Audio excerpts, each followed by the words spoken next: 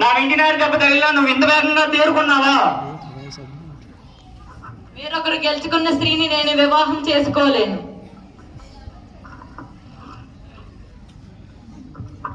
చూసావా భీష్మ, ఇప్పుడు నువ్వు నన్ను గెలుచుకున్నావు కాబట్టి నువ్వే నన్ను వివాహం చేసుకోవాలి.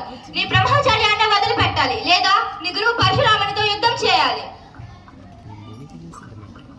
తప్పకుండా కాశీరాకుమారి, నేను దేనికైనా సిద్ధమే, కానీ ధర్మాన్ని సాంప్రదాయాన్ని విడిచిపెట్టను. కాలక్రమంగా హస్తినపుర దేవధర్మం వలన కాశీ రాకుమార్తెలకు ధృతరాష్ట్రుడు, పాండు మహారాజులకు పాండవులు కౌరవులు జన్మించారు. శకుని ఈర్ష్య కారణంగా పాండవులు ఎన్నో కష్టాలు పడ్డారు.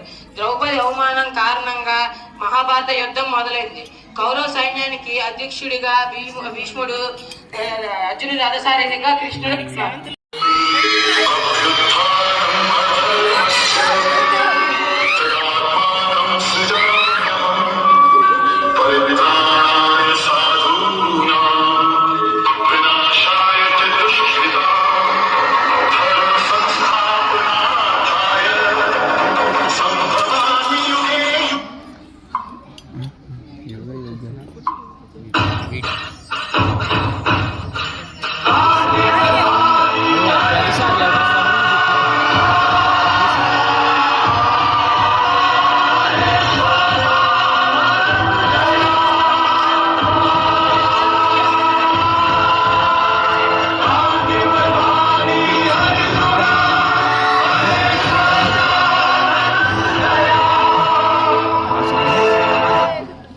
విధంగా యుద్ధం 9 రోజులు కొనసాగింది.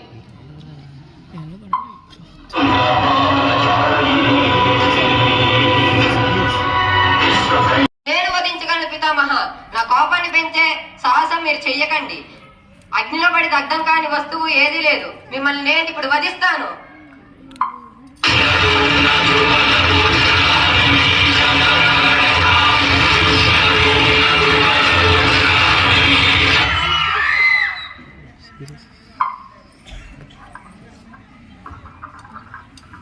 అంత తప్పు నేనేం చేశాను దేవాది దేవా?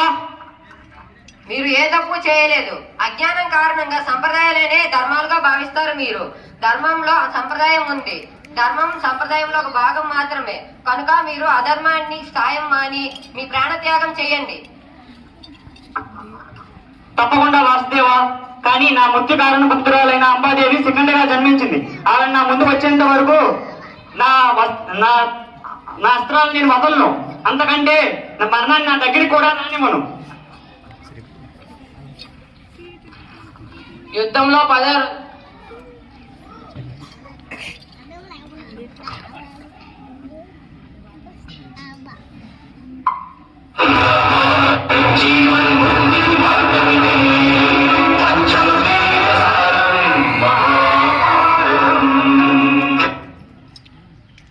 రాకుమార్తె శిఖండిని అర్జునుడు భీష్ముడిని ఓడిస్తాడు.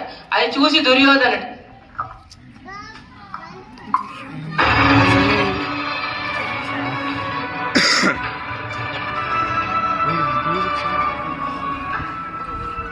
పితామహ, నేను మీ మీద ఆశలు పెట్టుకుని యుద్ధానికి వచ్చాను, కానీ మీరు నాకు ద్రోహం. పెద్దలు ఏం చెప్పారు? సూర్యుడు స్వర్గానికి దారి చూపుతాడని, కానీ మీరు దానికి చాలా రోజులు ఉన్నాయి. మీరు పోతారు పిత.